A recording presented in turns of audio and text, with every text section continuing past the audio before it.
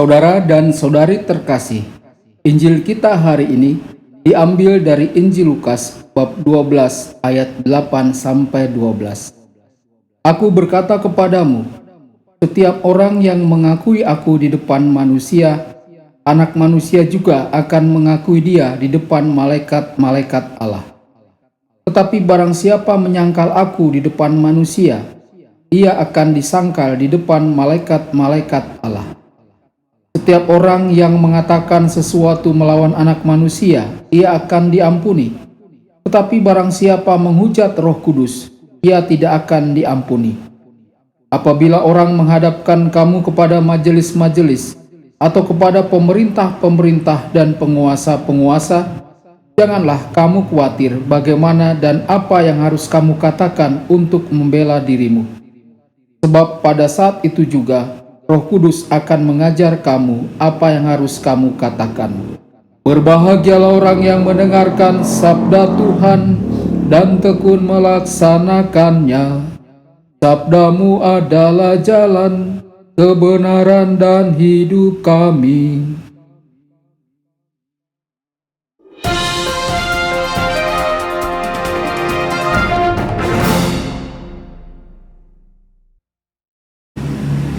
Saudara dan saudari terkasih dimanapun Anda berada, jumpa lagi dengan saya Romo Tedens dalam saluran Warta Kabar Sukacita.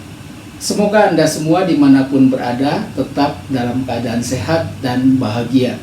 Saudara dan saudari, Injil kita hari ini diambil dari Injil Lukas bab 12 ayat 8 sampai 12.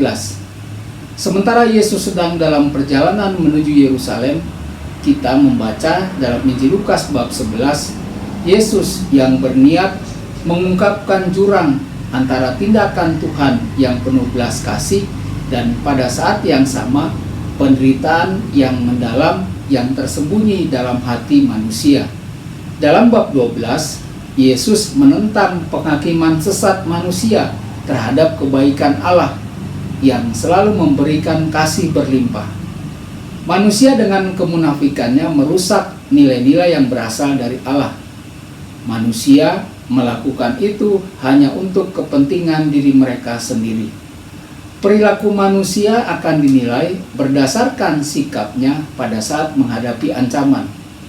Memang khawatir akan ada dalam diri kita ketika kita berhadapan dengan mereka yang dapat membunuh tubuh. Tetapi lebih mulia memiliki rasa takut akan Allah. Yesus tidak menjanjikan kepada para murid bahwa mereka akan bebas dari ancaman dan penganiayaan. Tetapi Yesus meyakinkan para murid bahwa mereka akan memiliki bantuan dari Tuhan pada saat-saat sulit. Maka kita membutuhkan komitmen untuk mengakui Yesus secara terbuka sebagai konsekuensi dari kesatuan kita dengan Yesus. Pada saat yang sama, pengkhianatan akan Yesus berarti menyangkal Yesus. Takut untuk mengakui dan mengenali Yesus secara terbuka. Orang-orang ini adalah orang-orang yang mengutuk dirinya sendiri. Kita diundang untuk merefleksikan pentingnya Yesus dalam sejarah keselamatan. Saudara-saudari, Lukas menjelaskan bahwa persatuan dengan Yesus saat ini akan menjadi sempurna pada saat Yesus datang dalam kemuliaan.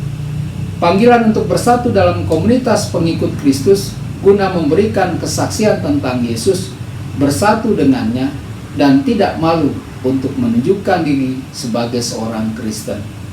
Di dalam Injil Lukas, penistaan terhadap Roh Kudus berarti penolakan terhadap karya keselamatan yang penuh belas kasih dari Bapa. Saudara dan saudari terkasih, refleksi pribadi bagi kita.